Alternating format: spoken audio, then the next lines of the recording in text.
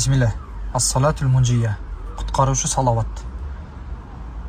Imam Jazuliyning Dalal Xayrat kitobida keladi. Allohumma salli ala sayyidina Muhammadin salatan tunajjina biha min jami'il ahvali wal afat.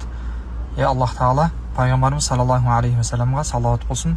Sol salavatning berekesi orqali bizni barliq qo'rqinchlar va apatlardan qutqarg'aysin. Va taqdilana biha jami'al hajat. Және сол салаваттың берекесі арқылы бізге барлық қажеттіліктерімізді өтегейсің. Ва tutahhiruna biha min jami'as sayyi'at. Және де сол салаваттың берекесі арқылы біздің барлық күнәларымыздан тазартқайсың.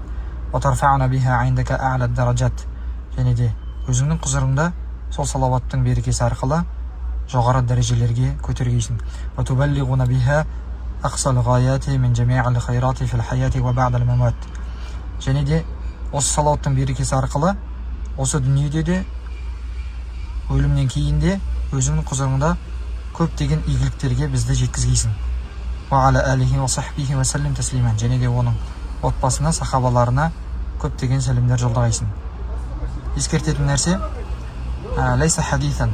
Бұл сөздер арқылы Пайғамбар саллаллаху алейхи хадисінде келмеген, бірақ Имам Жазулидің Далал Хайрат кітабында кездеседі.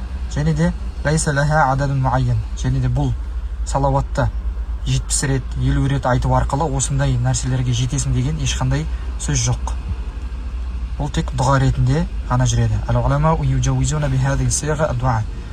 Ғалымдар осы көріністе, осы сөздер арқылы дұға жасауға болады. Яғни Пайғамбар саллаллаху алейхи салават арқылы бізді осындай дәрежелерге, бізге осындай көптеген игілікке жетуге Аллах Тағала өзің нәсіп ете көр деп дұға етсе болады.